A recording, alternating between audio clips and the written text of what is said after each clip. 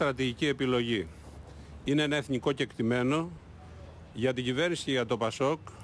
Είναι, θα έλεγα, ένα δόγμα της πολιτικής μας. Και αυτό δεν αλλάζει. Γνωρίζετε ότι ο Πρωθυπουργός της χώρας, ως Πρωθυπουργός, αλλά και παλαιότερα ως Υπουργός Εξωτερικών, έχει πάρει πολλές πρωτοβουλίες και έχει πολύ σημαντική συμβολή ώστε η Ελλάδα να έχει αυτή τη θέση. Αναφέρω χαρακτηριστικά ότι αυτά τα 2 χρόνια ο Γιώργος Παπανδρέου ως Πρωθυπουργός είναι αυτός που πήρε πρωτοβουλίες, πίεσε και τελικώς η Ευρωπαϊκή Ένωση δημιούργησε το μηχανισμό στήριξης και έχει πλέον μια ευρωπαϊκή πολιτική για την αντιμετώπιση της κρίσης που μαστίζει όχι μόνο την Ελλάδα αλλά όλη την Ευρώπη.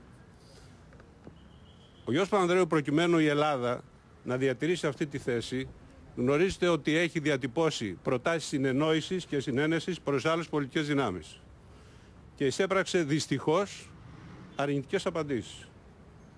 Η στάση του Γιώργου Παπανδρέου είναι μια υπεύθυνη στάση και νομίζω ότι η συμβολή αυτή, η μέχρι τώρα θετική συμβολή του δηλαδή, θα έχει την ανάλογη συνέχεια, γιατί είναι ένας υπεύθυνος πρωθυπουργός ο οποίος γνωρίζει τι πρέπει να κάνει κάθε φορά.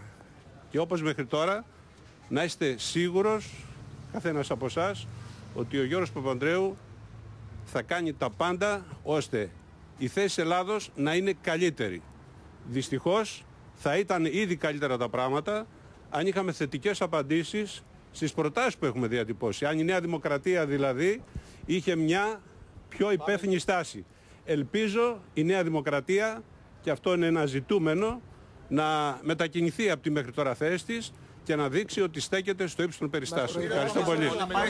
Δεν γνωρίζω, πραγματικά δεν γνωρίζω. Δεν γνωρίζω απολύτως. Αυτά είναι θέματα τα οποία χειρίζεται προσωπικά ο Πρωθυπουργός. Σας είπα ότι πρέπει να έχουμε εμπιστοσύνη στον Πρωθυπουργό. Ένας υπεύθυνος πολιτικός. Είστε υπέρ της κυβέρνησης συνεργασίας αυτή τη στιγμή? Αυτές τις απόψεις έχουμε διατυπώσει.